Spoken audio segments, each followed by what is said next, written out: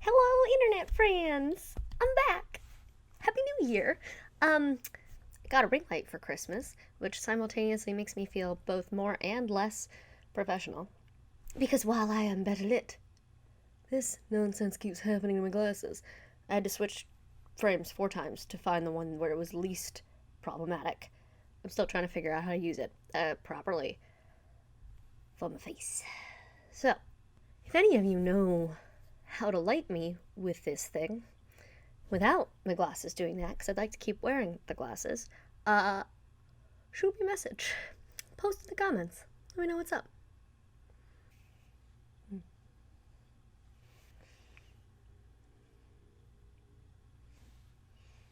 It's every time I move. So we're sticking with these, because it was the least stressful with these. So, anyway, hi! A couple of months ago, I posted a poll on my Twitter asking people what topic my next video should be.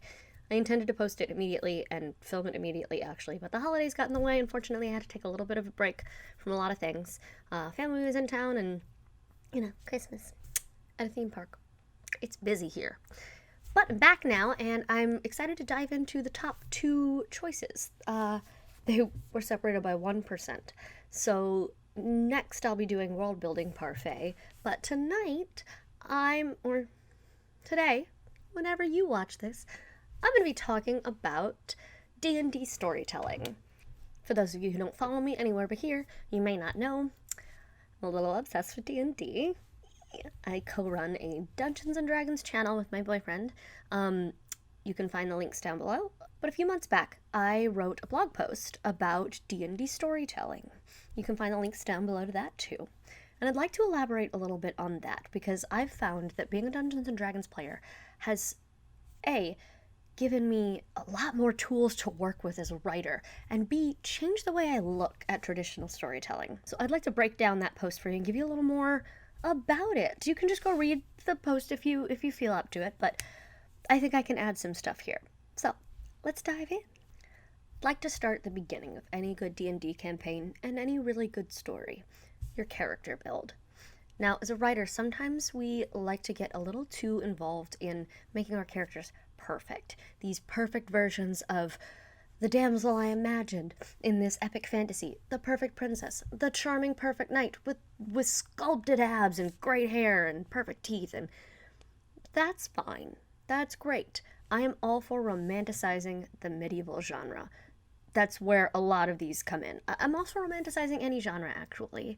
Yes, there's real world, but fiction is a lot of the time escapism. I'm fine with us miraculously being showered and bathed in medieval times. I am fine with us having perfect home lives in our YA urban fantasy. That's all fine with me. It's not a problem.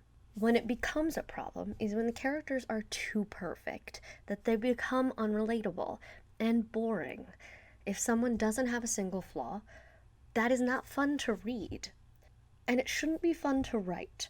Because if your character is always perfect, what challenges are they going to face that is going to make the story worth telling? That's where I love D&D character creation. Because unless you're a power player, which just walk away right now, we have to have a different conversation later. Unless you're a power player, so somebody who makes themselves perfect in everything by arranging their stats and min-maxing to a point where they're a flawless this, character description and background is inherently flawed. You're given one stat, usually, that is less impressive than the others.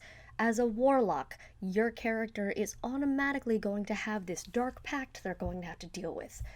As a knight, you should have a history of some kind of battle or some kind of war that you went through that maybe left you with some damage. And I'm not just talking about D&D 5e as a system. There are other systems that delve more into backstory, and you can pour through these charts and find, this is this tragic thing that happened. This is this injury I had, and I walk with a limp now. It can be as simple as that. But authors sometimes have problems finding those flaws for themselves. I've found that D&D, thinking of my characters in D&D terminology, helps me make them more realistically flawed. Take Fox, my main character, for example. If I was writing him as a D&D character, he would be a ranger with a little bit of bard. Neither of those are super strength-based characters, typically speaking. Rangers are meant to be survival-based, and a lot of people think of them as like that hunter, Legolas. And that's great. Not super buff, though. So I am able to write Fox as maybe not as strong as some of the other boys in his town. But he's not meant to be. He's a hunter, he's a tracker, he doesn't have to be. Writing in those inherent flaws, though, gave me a little bit of things to play with, of maybe things he'd feel self-conscious about, maybe things he would compare himself to other boys with, or something he wanted to work on in himself. If I just made him this perfect, like, paragon of teenage manhood, he would not have been an interesting character. I love seeing characters that have something they're not great at.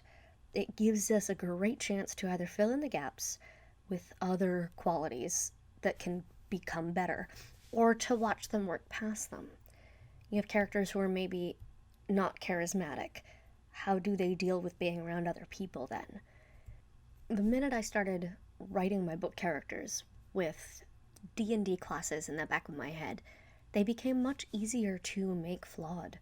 Because when you play D&D for long enough, you stop becoming scared of the flaws. There's so many memes and cliches about first character, oh, this perfect whatever. Fourth character, he's this wizard who lived in a stump for years and he doesn't know how to talk to humans anymore and he's got fangs. You don't have to go that far, but maybe instead of thinking of your character as this great hero, you think of him as a human knight with a low charisma score. He's very good at what he does. He's strong. He's buff. He's not great with people. Or a rogue who just, because they spent their whole life in an assassin's guild, doesn't know how to cook, has to steal their bread or find a way to buy it because they can't cook for themselves. They better have companions on the road or they're screwed, due to their upbringing and due to those skills they never picked up. Anyway, don't be afraid to make them flawed and real. And if you're having trouble thinking of things that happened to them, if you're having trouble even thinking of, well, what was my family like? Or what kind of thing could I have done before this book started? Who was I before chapter 1? The D&D Player's Handbook, or any role-playing handbook that has any kind of character building aspect, is gonna have a treasure trove of things to pull from. I was at a gaming store today, casually flipping through a pirate book, a sci-fi book, a steampunk gothic book, and every single one of them I went, I could make a character in a book out of just this page. Every one of them. And it was so much fun, and they would be such more interesting characters than when I started writing 10 years ago. I am so grateful that Fox does not have to be perfect. He's allowed to have a temper. Because that's what comes out at the table. I am so glad that Neil can be a little prideful. Because, you know what? He's got a scholar background. They're usually high intelligence or wisdom characters, and they often come across thinking they're a little better than everybody else by the nature of their skill set. And that's fine. It's more fun. It's more interesting. I talk a lot in storytelling in general, and I will do whole videos on this in the future, about giving people a reason to care about the story, about the people, about the place. Building real characters is a built-in way for people to care and also to relate. Because if your character is too far and away above the people who are reading them, it's not going to stick with you. We care about Frodo because he cares so much about the Shire and saving the Shire. We follow him because he's weak. We care about Sam because he's a different kind of bravery, and he doesn't seem strong, and he doesn't seem like he's gonna make it, and then he's a hero that everyone needs. Those are different, more nuanced things to write about. So, building real characters. First great thing that has come from D&D storytelling for me. Let's move on. There's a conceit among a lot of new D&D players, or reckless D&D players, where they assume that I'm the one playing. Everyone else is just an NPC. It's like a video game. There's no consequences if I just do things to them. And for some dungeon masters, that may be true. But for the best campaigns, that is not the case. The best dungeon masters will make a living world around your characters that will be affected by the choices they make.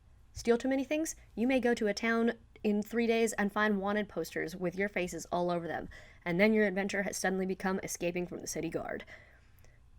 Paladin is part of a group that does too many terrible things, and paladins are meant to be pious, holy people.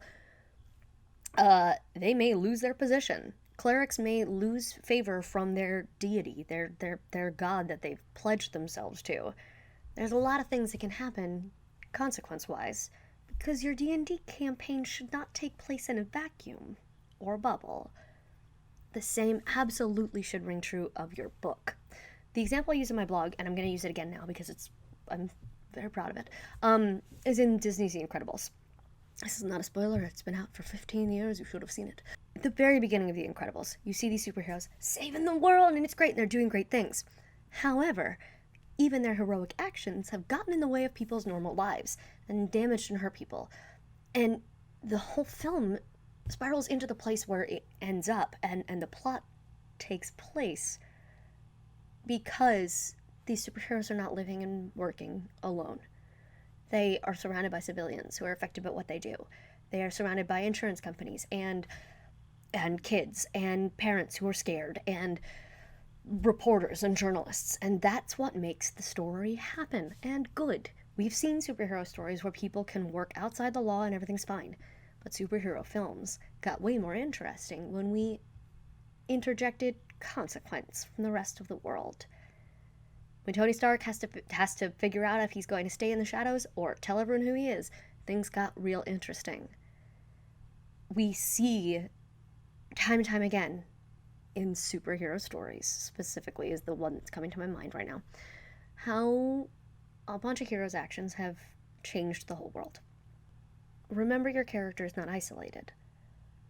That is a thing we learned the hard way in some of our D&D campaigns, where we thought, I can just steal this thing from this person. Oh no, I'm in trouble. Oh no, he was more important than I thought. Oh, I've made a mistake. That should happen in your books. Harry Potter is a unique example because she found a way to isolate the characters. She found a way to put them in a school, and most of the things that were happening to them were there. But as the books progressed, it became harder and harder to keep it isolated, because the things that were happening in and around the school and to these students, to Harry specifically, became bigger than just the walls of Hogwarts, as magical as they are. It was going to leak out into the real world. Things he was doing, we finally got to see affect the people around them. We got to see how him thwarting Voldemort over and over again had an effect on everybody else. We got to see how these things that he did, saving people in the tournament or losing people in the tournament, him existing and giving hope and stories filtering through the wizarding world. We even get to see how it affects the Muggles at one point, because J.K. refused to let him stay in that bubble forever.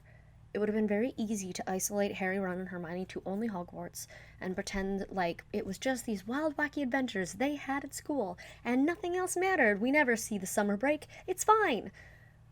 And people would have loved that. We would have been fine with that. We would have accepted it as readers. The reason the stories, I think, were so far-reaching and influential and world-changing for a lot of people is because she let the stories change the world. That's important to remember. And with that goes, where do your characters shop? Where do your characters sleep? Is every inn just have a room for them? Think of things like, okay, is this city crowded because there's a festival and that's why my character is visiting? Did I get here halfway through the festival? Would there actually be rooms at any inn or tavern available? Stop and think about, did this town have a drought recently? Did this town have a flood recently? Can your character just insert themselves into an existing city or world or family or adventure and expect everything to just go well for them? Usually no. And it's more interesting when it doesn't. There should not be an empty space in every town or every story for your character to just fit. Sometimes it should be harder for them to fit in to someone else's part of the world and part of the story. Treating your other characters, the minor background characters, the city townsfolk, and all of that, like they matter and they're living their own stories, is gonna add more depth to your world and make it more engaging and interesting to read. In fact, if you're writing big, epic, heroic tales, maybe it'd be interesting sometime down the road to see how it's affected someone who's never met you, someone you've never heard of, in a small town somewhere 100 miles away. Have you done something that's gonna ripple out? Has your character done something that's gonna ripple out that far? If you're telling a big heroic quest worth telling, probably. You probably saved someone from dragon at some point. So don't just be aware of the ripples. Let us see them sometimes. It's nice to know that your characters are doing things that are bigger than just the pages of your book. Now it's getting fun. A quick moment of Dungeons & Dragons terminology for those of you who don't play. There's a moment in every campaign where someone will roll a natural 1. A 1 is the lowest number you can roll on these dice, and at most tables it means critical failure. I've done something terribly wrong. I've made a huge mistake. My blade has fallen apart in my hand. I've stabbed my own leg. I stabbed my friend. I blew up an entire village. I woke the dragon. Any of those things. Sometimes it's not that huge, but a lot of the time it is the worst thing that can happen. When you're a brand new D&D player, you tend to be very afraid of these things because, oh no, I screwed up. Oh no, my entire party. Oh, what if I killed us all? As a veteran player, you go, yeah, what did I mess up? We're not trying to mess up, but we have learned by the time you've been through a few adventures or a few campaigns or a few characters, a few natural ones, that sometimes those make more interesting stories. Cut off your own leg in the heat of battle? Now you get to go on a quest to maybe find a wizard who can build you a new one. The village burned down, the kingdom burned down, there was a war. Maybe the king is a refugee now, and you gotta cart him along with you, and man is he annoying because he's spoiled. But he has no home, so he does not get to complain while you escort him to his backup palace. You know, you can find fun adventures based around failure, trying to fix the problem. And that is a glorious thing to read from a literary perspective. Because going back to my first point, if your character is always perfect and always wins at everything, that's not as much fun to read. I'm not saying they have to fail to the point where someone dies because of them, although it is your prerogative if that's the way you want to go. We've all been there. I've been there. I'm not saying your character should fail forever. I'm not saying your character should end their story in failure. I'm saying the twists and turns on the road we take as writers, as storytellers, as characters, to unravel that mistake is often a better story. Truly. It is beautiful to read. Again, we're going back to Lord of the Rings. This mistake was made so long before any of our main characters even came in, but isn't the whole story about undoing the mistake?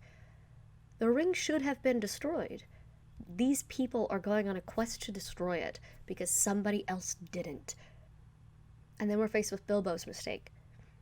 He hid it. He kept it. He shouldn't have. And we watch people taking on this mistake, this burden, and the path gets longer and more complicated. And all of this is trying to right one wrong. And isn't that a great story? Because our heroes keep getting knocked down again along the way, and watching them continue to get back up is what makes us want to follow the quest. It's great. It's amazing. As a dungeon master or a player, if someone gives up because they had a natural 1 and they had a failure, and the story didn't go like they thought it was going to, that's frustrating. It's not heroic, and it's not fun to play with. If your fear of failure is so bad that you're going to give up and throw the whole character away if you fail once and something goes wrong, that's not what you want. Be brave enough to have your character at the table or in a book make a mistake, because how we fix them is so much more fun. When we started learning how to walk, we made mistake after mistake. We fell down a lot, and we all kept getting back up. I mean, y'all haven't seen me walk. I may just live in this chair. No, I do. Honestly, though, fighting when the odds are against you, and they usually are after a critical failure, it feels that much better when you succeed. Let your characters earn their happy endings. It may take several books for it to get there. It may take a while. It may hurt as a writer. Oh, my babies. But letting them actually fail, even if it's a thing you didn't expect or plan, can be really liberating. Let's go back to the rules of magic for a second, as told in the D&D handbook, because they taught me a lot as a storyteller about not only classifying where someone learned magic and how it would affect how they cast spells, but other skills too. You don't always think about as a writer. For instance, someone who's learning to hunt to feed his family is going to train with a bow and handle a bow differently than a competitive archer for contests. Someone who was raised in the woods and hunts for survival is going to shoot differently than someone who trained all in a row, military style, to aim for a body or to cause chaos or to fire flaming arrows in an arc rather than a straight ahead arrow where you crouch and wait for hours for the right deer to walk by. You're going to do things differently. Someone who learned to fight to keep themselves alive is going to handle a sword differently than someone who fought for sport and competition. They just are. And so writing in those interesting sorts of twists on normal everyday skills is another way to layer in some depth to your world. It's not a thing you think about a lot until you start playing D&D and you realize, oh, okay, this is a fighting style only available to this class. Why? Well, they would have learned to do this differently. They learned how to fight for this reason. I learned how to fight for this reason. We fight different styles. We behave differently. We carry our armor differently. We dress differently. We hold ourselves differently. And that's great. That is a great way to make sure that your knight doesn't just seem like a man with a big sword and shiny armor. No, like, why did he become a knight? How did he train? Did he go to a class? Did he find out that he was just a really, really, really great swordsman because he learned from his dad with a stick in the yard as a kid and his dad used to be a champion? Like, is he just naturally gifted? Is this a magic sort of thing? Like, what? Why do they have these skills? Why does your hero have the skills they have? Or why are they missing those skills? Why can't they learn them the same way as somebody else? You see, you get to take something commonplace in fantasy, swordsmanship, and think about, why does my character actually know how to do this? Was it for survival? Was it to show off? What happens if they're put in a situation that didn't train them for? They have the weapon. Can they still use it the same way? Not always. If you're used to shooting patiently and quietly from a hunter's perch, can you do rapid-fire trick shooting? No. That's not always going to be in your wheelhouse. That is a thing that I absolutely learned trying to build these characters in D&D, and I went, well, why can't I have the two swords? Oh, it's a swashbuckler thing, and I'm not. I've learned a different fighting style. I've trained in a different fighting style. And D&D also has a great downtime system for how long it will take you to learn a new fighting style. It's not going to happen overnight. You can't say, well, can I just study really fast with Winifred over there? She knows how to, can she just teach me? Yeah, over the course of several months.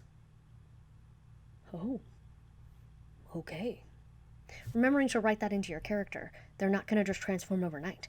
If they want to learn a new skill set through the course of your book, that's great. If they see someone else fighting and they want to learn how to fight, phenomenal. I have Fox learning how to do hand-to-hand combat because he sees Neil is so good at it. But he's not suddenly great at it. It takes a lot of practice. It takes a lot of effort. And it's still not his way of doing things. It was a way for him to stay sharp and try to learn. It was not a means of survival. I don't know that he could survive in a fight like that. Not a clue. I don't think he could, honestly. It's not his favored fighting style. It's not a thing he does. He kind of knows it in a practice stance sort of situation. He can skirmish. He can do these field side brawls to show off and whatever and show that he's learned the skills. But when it came down to it, if someone came at him and tackled him, I don't know that he could actually do anything about it because he learned it for a different reason. And that's important to remember. Which leads me nicely into another wonderful rule set in D&D. It gets ignored in a lot of campaigns, and that's fine because it's a nitpicky, crunchy, sort of annoying thing to focus on. But there are rules for things like encumbrance. How much can you actually run with? How much can you carry before it slows you down? Think about it. In the beginning of The Hobbit, the film, Bilbo runs off, going on an adventure with his heavy bag full of stuff. Has he ever had to run off on an adventure like that? Would he be used to carrying such a big bag? Put every heavy thing in your house that you can fit into a backpack, and tell me how long you can run around in it on uneven terrain. Granted, your hero is probably in better shape than any of us, but swords are heavy. Pots and pans and cookware are heavy. Bedrolls are surprisingly heavy. Any of those things they're carrying weigh something. You gotta think about how it's going to affect your character's body and mind. Are they gonna be so tired at night when they make camp that they fall asleep immediately and they forget to eat? That's a realistic and interesting thing for a first-time adventurer to experience. Along with the rules of encumbrance, they have rules for almost everything else. They have rules for exhaustion. Stay up too many nights in a row, you're going to start taking penalties to things. Give your character some of that. If they are tired, let them make a mistake. If they have a reason to have been running for 3 days straight, they should screw up something. Their brains are not going to be able to keep working at a high level if they're really, really tired. Unless you give them some sort of magical drug. And then we get into the lyrium problem from Dragon Age, and then you've got addicts, and that's a whole other story, which, good on you if you want to tell. It's always fun. So absolutely, even if you have your own characters set and you don't need the character background charts, if you have your world, if you have your adventures, if you have monsters already in mind, if you have any of those things, you know how they fit into the world, you know what else is going on. One of the greatest tools of the whole handbook is the rules. Is encumbrance, is exhaustion, is lingering injuries. If you got hurt in a battle, here's how long it would take you to heal, realistically, with or without magic helping you. That's helpful. That's great. These are all things based in fantasy science. They don't just cure overnight. There are ways to deal with them, but even in a fantasy world like D&D, where there's magic and there's healers and there's potions and there's all sorts of stuff, you're not just up and at it the next day if you get cut deep. You know, it's great that they have the magic here where you can grow back a limb, but also, if you have internal bleeding, you're out for 10 days. That's a lot. That's a lot of healing time. Keep that in mind for your story. Keep that in mind for your fantasy hero. It's changed the way I've written a lot of things, and it's made the books have a more interesting timeline.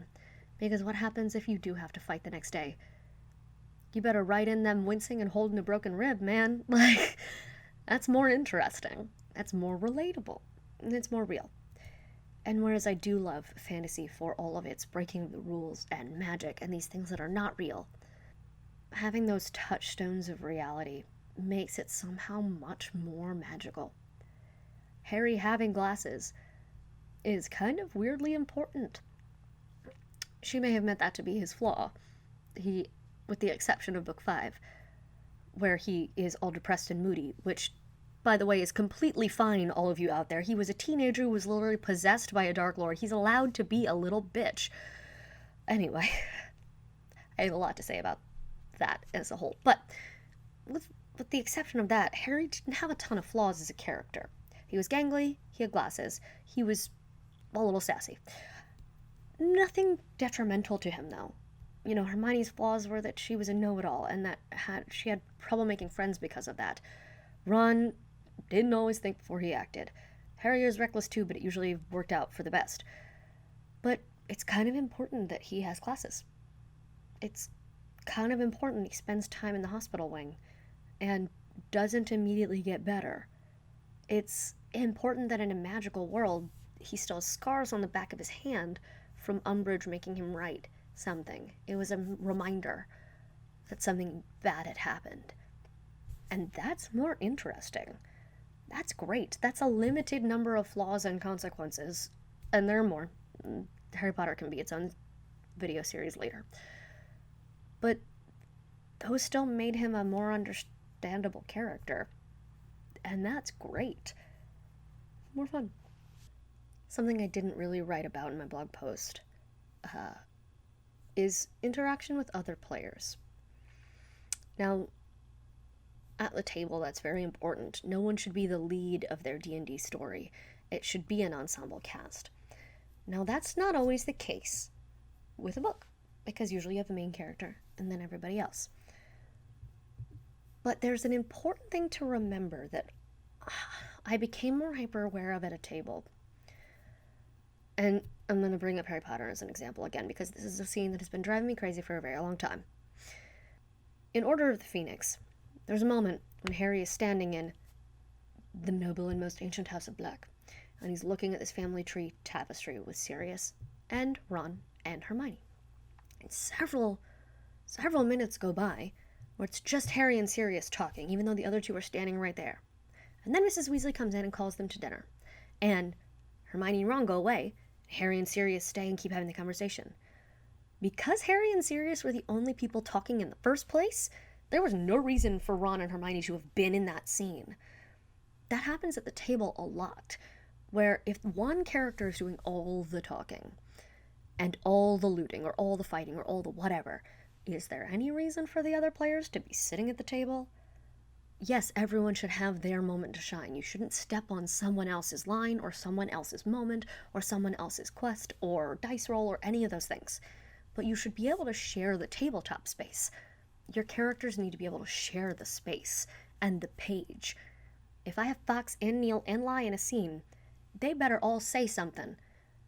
One of them better grunt an acknowledgement at something, like make them react. Because then it just makes Harry look like a tool to just talk over his friends. She could have given one of those lines to Hermione. She could have given one of those lines to Ron. It was very uncomfortable when I was like, oh, they were in the scene?